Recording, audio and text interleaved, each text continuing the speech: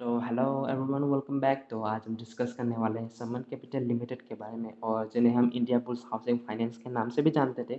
हाल ही में इन्होंने अपना नाम चेंज किया है, और इस कंपनी को डिस्कस करने का मेन रीज़न यही है कि यहाँ पे एक अमेजिंग अपॉर्चुनिटी है जो कि मुझे यहाँ पे दिख रहा है।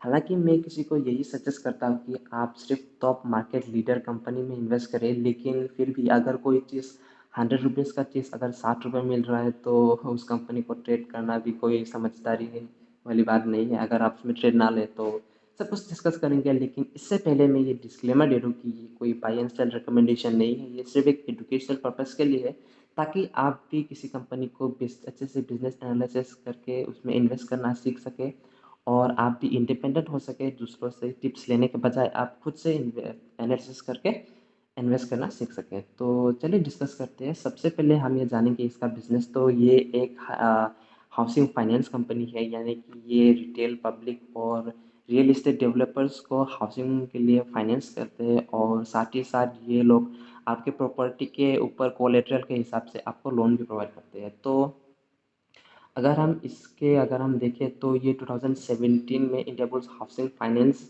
had become the second largest housing finance company and was also included in the Nifty 50 benchmark index, यानी कि 2000, अगर आप देखें इसके चार्ट प्राइस में भी 2000 जो 17-18 में ये लोग अपने पीक में थे, और इसके बाद ये लोग एकदम शार्प डिक्लाइन आया। आप देख सकते हैं कितना है फॉल है। आप अगर टॉप से अभी का देखें तो लगभग 86% डिक्लाइन आया है, यानी कि अगर इसमें आपने इसमें 100 रुपीज़ इन्वेस्ट किया है तो आपके पास सिर्फ 12 रुपीज़ ही बचे होंगे। तो इसमें ये शार्प डिक्लाइन का रीज़न मैं बताता हूँ कि आप देख सकते हैं। However, between the late 2018 and 19, its shares and bonds experienced a sharp decline due to credit market crisis triggering by collapse of ILNFS, the company's shrinking balance sheet, allegations of fraud by promoter groups, and a proposed merger with Biligward Lakshmi Vikas Bank, which fell off। यानी कि जो कि ये same ही case हुआ है जो कि मैंने आपको जी एंटरटेनमेंट लिमिटेड में डिस्कस किया है, कि इन लोगों के जो प्रोमोटर्स के ऊपर काफ़ी ज़्यादा एलिगेशन लगाए गए, और साथ ही में इसका जो कोलैप्स हुआ ILNFS फाइनेंस ग्रुप, इस कंपनी के कोलैप्स होने के बाद इस कंपनी में भी काफ़ी ज़्यादा जो हाउसिंग फाइनेंस है उसके ऊपर डाउट आने लगे कि इस कंपनी का बाद में क्या होगा। और जिन लोगों के पास भी इस ऐसे कंपनी के पास बॉन्ड्स थे, उनको भी यही लगा होगा कि भाई यार, यहाँ से तो निकलना ही बेहतर है, जितना पैसा मिला है उसी पे खुश रहे। तो इसके वजह से इसके बॉन्ड में काफ़ी डिक्रीज आया, और आप देख सकते हैं जो इसका मर्जर होने वाला था लक्ष्मी विलास बैंक, उससे भी मर्जर टूट गया, जो कि आप सेम के सोनी और जी के मर्जर में भी देख सकते हैं, जिसमें हाल ही में दोनों का मर्जर रुक गया।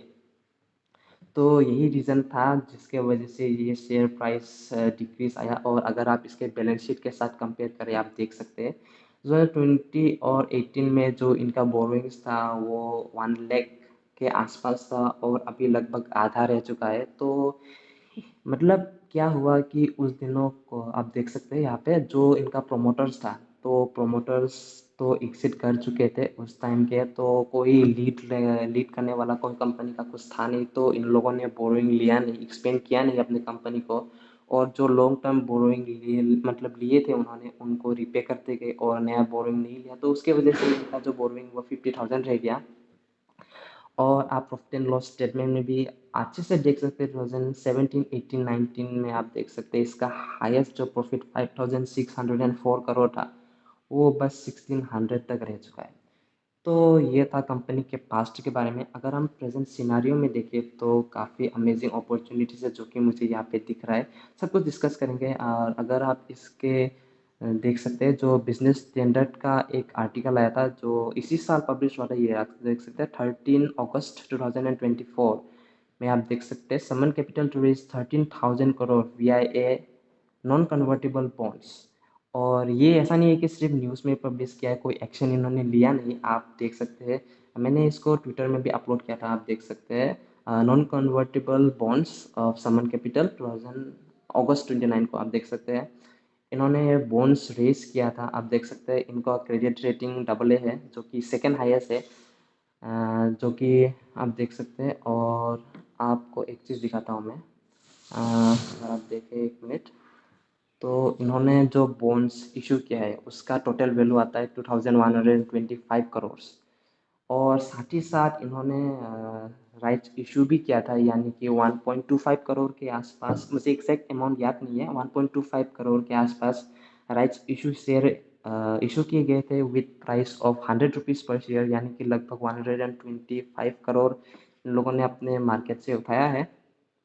और अगर आप इसके में देखें तो एक मिनट, आप देख सकते हैं यहाँ पे, आप देख सकते हैं, हाँ, कंपनी के नाम चेंज के बाद उन्होंने एडवर्टाइजमेंट में भी अपना एडवर्टाइजमेंट में भी काफ़ी पैसा खर्चा किया है इन लोगों ने, एडवर्टाइजमेंट भी किया है, आप देख सकते हैं।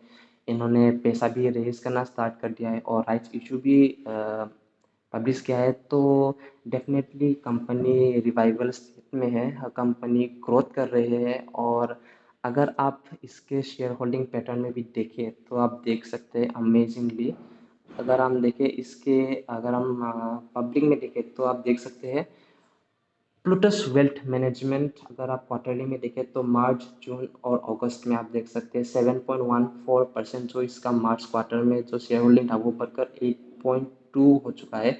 यानी कि डेफिनेटली इन्हें पता है इस कंपनी के बारे में, इसीलिए ये लोग अपने शेयर होल्डिंग को इंक्रीज कर रहे हैं। और साथ ही साथ अगर आप इसके चार्ट पैटर्न में देखें तो ये एक, आप देख सकते हैं, ये है इन लोगों का एकोमुलेशन जोन। तो आप इसके, अगर आपको मैं अगर इसके चार्ट में एनालिसिस करना सिखा हो तो आप देख सकते हैं इनका जो वॉल्यूम है वो ड्राई हो रहा है लगातार।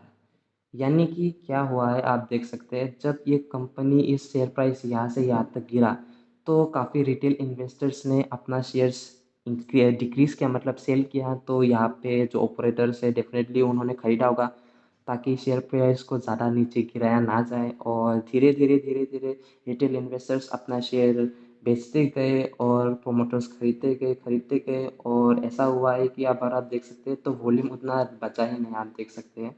यानी कि जितने भी रिटेल इन्वेस्टर्स हैं जिन्होंने अपना माल को बेचना था वो लोग बेच चुके हैं। और आप देख सकते हैं साफ साफ वॉल्यूम में कुछ खास बचा नहीं है। यानी कि जितना भी इंक्रीज, जितना भी शेयर्स पब्लिक के पास था, जो रिटेल इन्वेस्टर्स थे जो कि किसी के टिप्स के बेसिस पे, किसी के बेसिस पे ट्रेड करते हैं, हाँ, उन लोगों ने बेच दिया होगा इस शेयर्स को और प्रोमोटर्स ने खरीद लिया होगा, आप देख सकते हैं।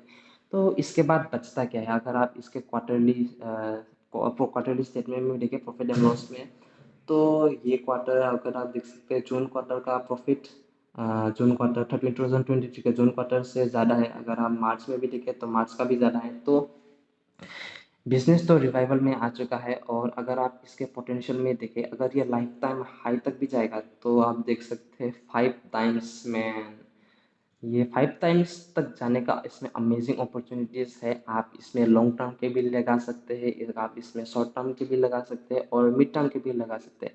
मैं यहाँ पे आपको बाय एंड सेल का, यहाँ पे मैं आपको exact buy and sell point नहीं दिखाऊंगा, आप अपने हिसाब से ट्रेड कीजिएगा उसमें। तो यही था गाइस समन कैपिटल लिमिटेड के बारे में।